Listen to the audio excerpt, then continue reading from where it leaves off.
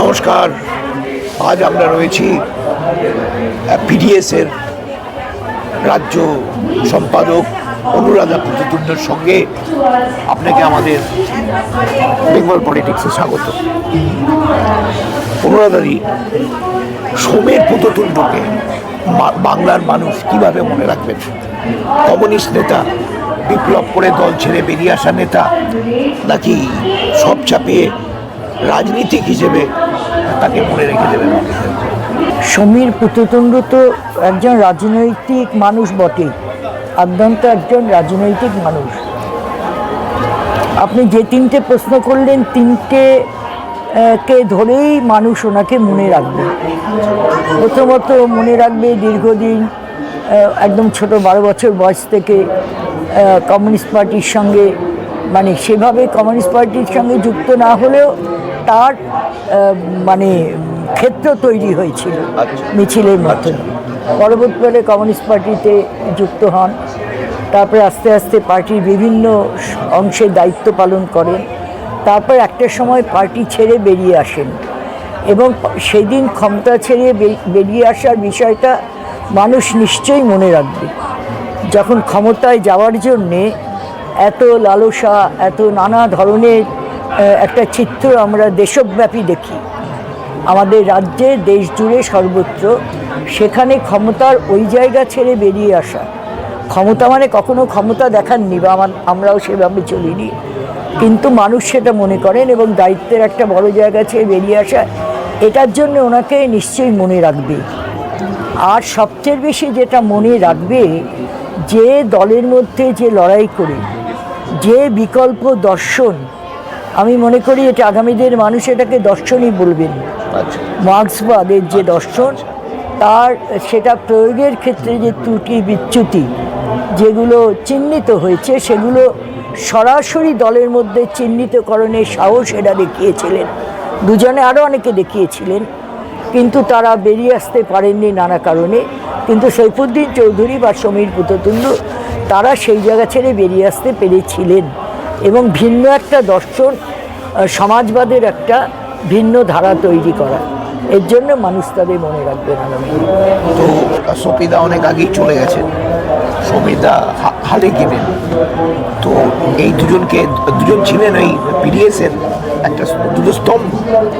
এটাকে হারিয়ে আপনার অথবা পিডিএস কতটা নিঃস্ব হয়ে গেল? আমরা তো অনেকটা নিঃস্ব হলামই। এরম নেতৃত্বে, নেতাদের নেতৃত্বে কাজ করা, এটা তো একটা বিরল সুযোগ। সেই সুযোগ থেকে আমরা তো বঞ্চিত হয়েছি। কিন্তু তারপরে সফিদা চলে যাওয়ার পরে যেরকম কেউ কেউ আওয়াজ তুলেছিলেন পার্টিটা শেষ হয়ে যাবে, সমীর পুততুণ্ডর নেতৃত্বে এবং আরও সবাই মিলে আমরা আরও 11 বছর, সফিদা 14 সালে চলে গেছে, আরও 11 বছর পিডিএস তার আদর্শ থেকেও হারিয়ে যায়নি, বরং তার আদর্শকে আরও মানুষের মধ্যে নিয়ে যেতে পেরেছে। তা নাহলে আজকে আপনি আসবেন কেন আমার কাছে? আমার কথা শুনতে আসবেন কেন? প্রশ্ন করবেন কেন? সেটা বিতর্কিত। ফলে সেই দিক থেকে আমরা তো নিশ্চয়ই প্রাত্যহিক নেতৃত্ব তাদের কাছ থেকে পাওয়ার যে সুযোগ, তার থেকে আমরা বঞ্চিত হয়েছি, অনেকটা নিঃস্ব হয়েছি। কিন্তু তারা যা রেখে গেছেন, তার চর্চা করতে করতেই আমরা আবার আগামী দিনে সেটা ভরিয়ে তুলতে পারব। সমীরদার সঙ্গে আপনার প্রথম যে দিনটায় দেখা হয়েছিল, সেটা মনে আছে? মনে পড়ে? সেটা কোথায়, মানে কীভাবে? সেটা হয়েছিল কলকাতা বিশ্ববিদ্যালয়। আচ্ছা। আমি দমদমে ছাত্র ফেডারেশনের সঙ্গে যুক্ত ছিলাম। সেই সময় স্কুল সংগঠন হতো, স্কুল সংগঠন থেকে যুক্ত হই। পরবর্তীকালে যখন ছাত্র ফেডারেশন করি, কলকাতা বিশ্ববিদ্যালয়ে 77 সালের একটা কর্মসূচি, সেই কর্মসূচিতে আমি সরাসরি গিয়েই নেতৃত্বের সঙ্গে পরিচিত হই।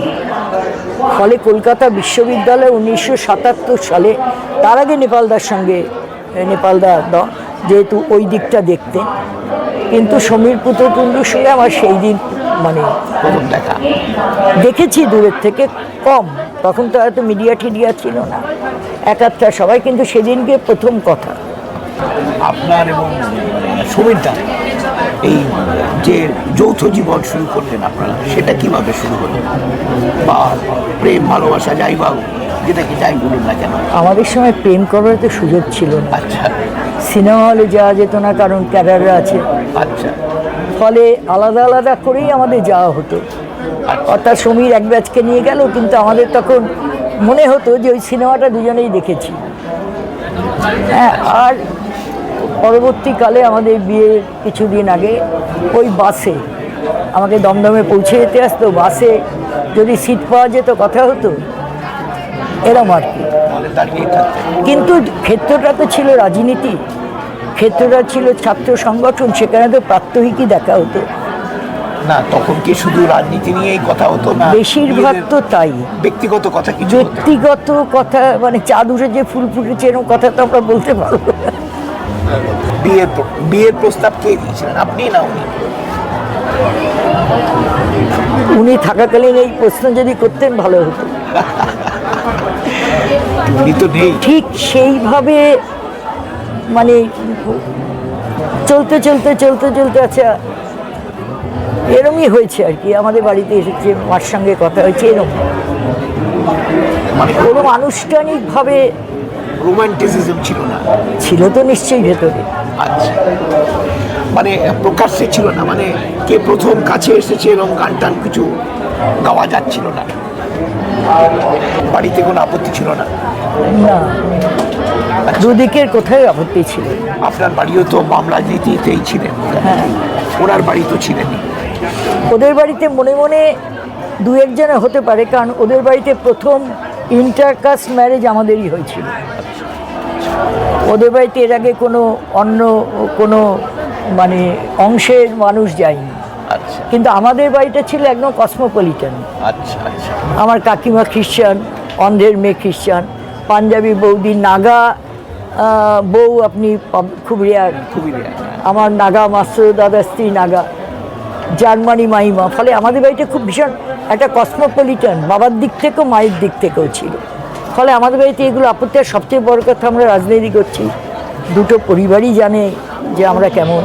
ছাত্র রাজনীতির সময়কার অথবা অন্য কোনো সময়কার আন্দোলন যেটা আপনার স্মৃতিতে মনে রয়েছে, দুজন মিলে নেতৃত্ব দিয়েছেন এবং লাঠি খেয়েছেন একসঙ্গে, এরকম হতে পারে? না, এরম আন্দোলন, ছাত্র আন্দোলনে সবসময় সমীর, সফিদা, নেপালদা এরা সব ওপরের সারির নেতা ছিলেন। আচ্ছা ফলে সমীর আর আমি যৌথ নেতৃত্ব দেওয়ার সুযোগ ছাত্র রাজনীতিতে ছিল না।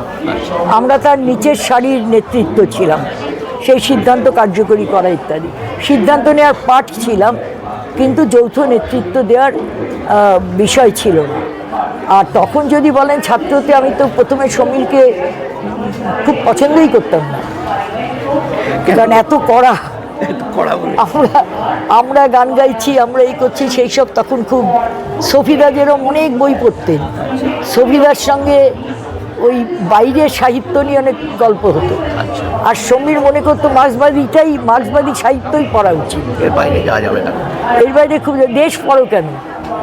একটা সময় আমাদের বিবাহিত জীবনের পরে ও রেগে যেত, আমি দেশ পড়ছি। আমি বললো, আমি দেশ পড়ছি, তুমি হিতৈষী পড়ো। মানে এরকম আর কি মজার ব্যাপারও হতো।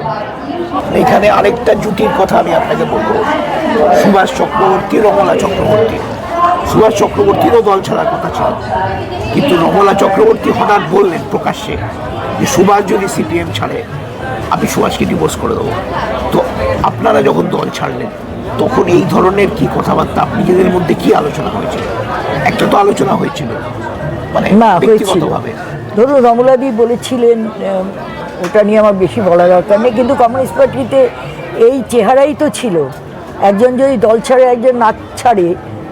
সেন্ট টমাস, গৌরী টমাসের গল্প আমি তো কনকদির মুখে শুনেছি। ফলে এরম হতো, কিন্তু আমাদের ক্ষেত্রে সেটা হয়নি। কারণ যেহেতু এটা দীর্ঘদিন ধরে এই লড়াইটা, এই কতগুলো প্রশ্ন নিয়ে আমরা লড়াই চালিয়ে গেছি, ফলে সেই জায়গায় একজন আরেকজনকে টেনে ধরারও কোনো ব্যাপার ছিল না। আবার একজন আরেকজনকে বলিও নি, সমীর কোনদিন আমাকে বলেনি যে তুমি দল ছাড়ো। আমার সিদ্ধান্ত আমার কাছে ছিল, কিন্তু দল ছাড়ার সময় তো কষ্ট হয়েছে।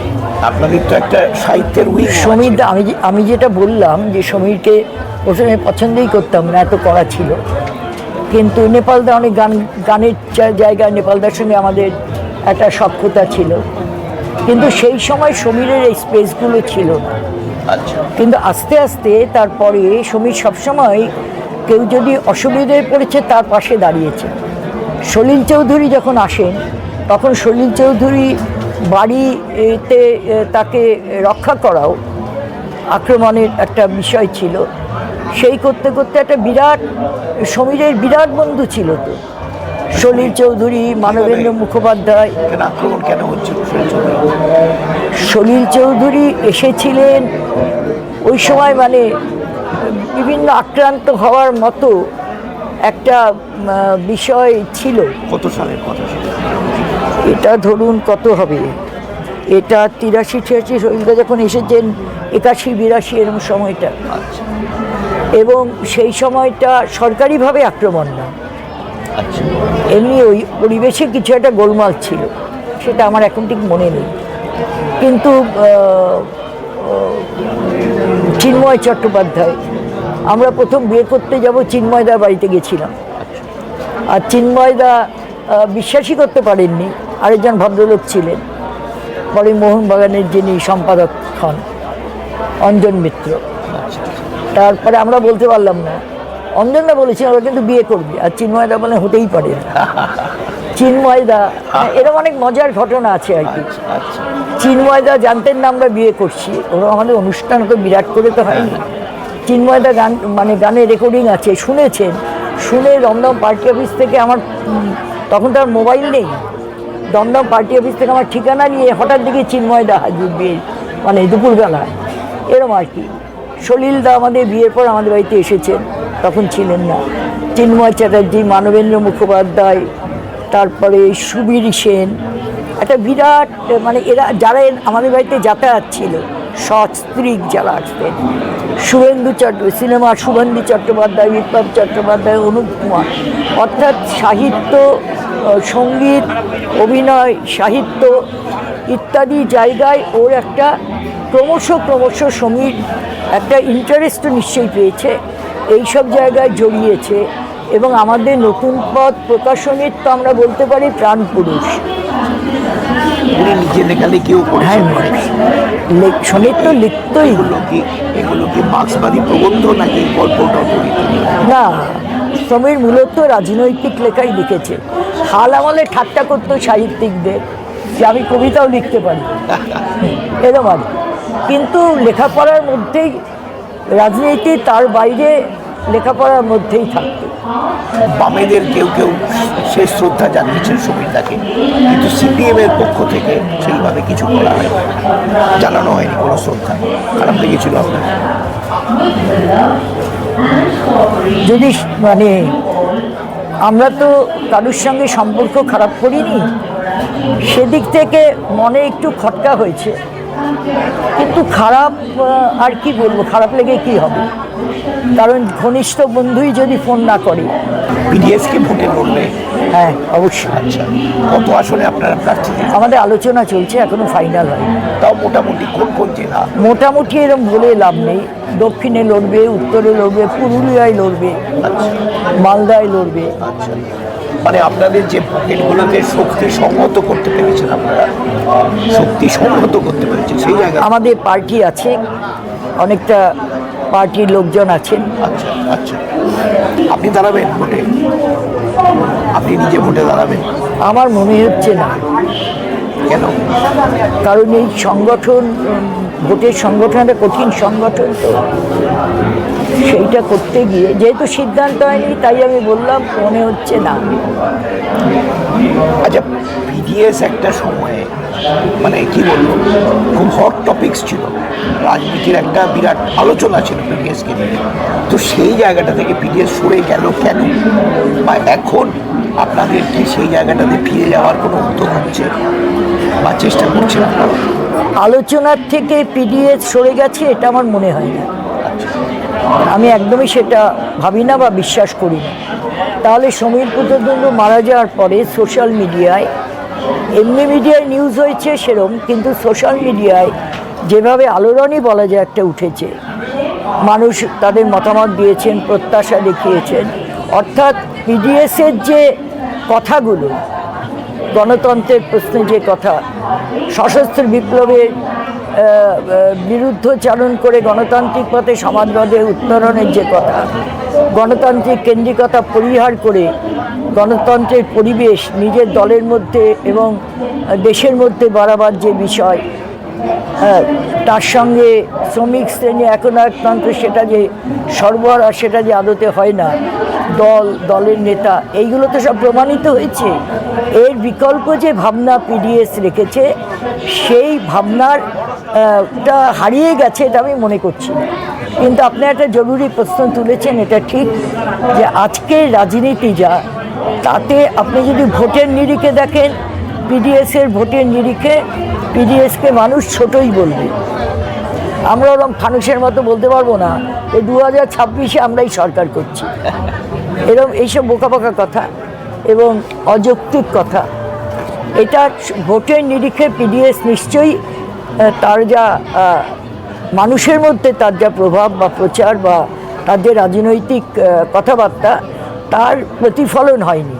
কারণ আজকের রাজনীতিতে একটা জায়গা দাঁড়িয়ে গেছে, যে যাকে হারাতে চায় তার বিরুদ্ধে যে শক্তিশালী তাকে ভোট দেয়। ফলে অনেক জায়গায় আমরা আমাদের ভোটকে ধরে রাখতে পারি না। এটা আমরা অস্বীকার কোথাও, মানে এই মূল্যায়ন যদি আমরা না করি, তাহলে আমরা তো এগোতে পারবো না। আচ্ছা, ধরুন এরকম একটা সিচুয়েশন হলো, আপনি 3টে জেলার কথা বললেন, সেখানে আপনারা 10টা আসনে প্রার্থী দিলেন, 10টা আসনেই আপনাদের প্রার্থী জিতে গেল। এবারে অবস্থা এমন গিয়ে দাঁড়ালো যে বামেদের জোট, তারা সরকার গড়ার থেকে 10 আসনে কম, আবার মমতা বন্দ্যোপাধ্যায় সরকার গড়া থেকে 10 আসনে কম, এরকম একটা জায়গায় দাঁড়িয়ে আছে। তো সেক্ষেত্রে আপনারা কাদের সঙ্গে যাবেন এই প্রশ্নে? এটা তো একটা অদ্ভুত একটা অবস্থা।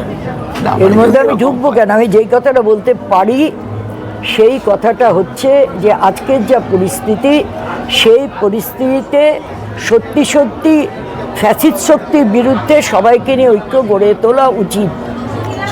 কারণ আমাদের সামনে উদাহরণ আছে, যদি হিটলারকে হারাবার জন্যে কমিউনিস্ট সমাজতান্ত্রিক সোভিয়েত রাশিয়া সেদিনকার সবচেয়ে বড় সাম্রাজ্যবাদী শক্তি ব্রিটেনের সঙ্গে হাত মেলাতে পারে হিটলারকে হারাবার জন্যে, তাহলে আজকে দাঁড়িয়ে আমার এরম এই জাতীয় কথা বলা, আসলে ফ্যাসিস্ট শক্তিকেই তারা একটা অংশ শক্তিশালী করছেন বামেরা। আর এরও আপনি যেটা বললেন, এটা হওয়ার কোনো সম্ভাবনা নেই।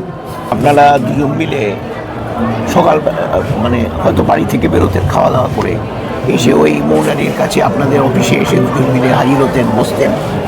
এই যে ব্যাপারটা, এখন তো উনি নেই, আপনাকে একা একাই আসতে হচ্ছে।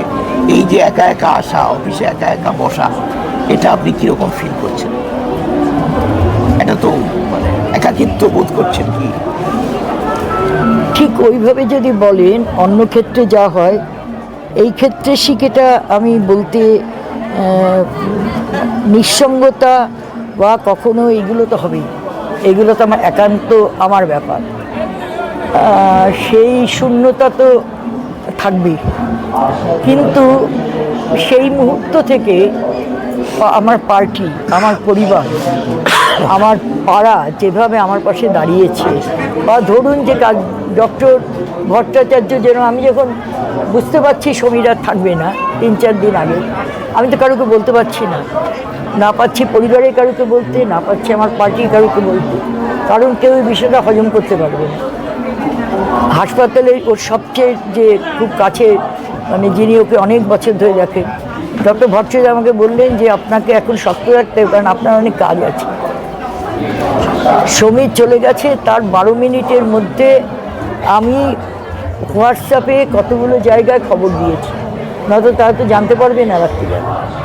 আমাকে ওখানে বসে সিদ্ধান্ত নিতে হয়েছে, আমি পার্টি সেক্রেটারি বসাতে পারিনি যে সমীরকে 13 তারিখ নিয়ে যাওয়া হবে, আমরা একদিন রাখবো, কারণ তাহলে তার কতগুলো ব্যবস্থাপনা করতে হয়।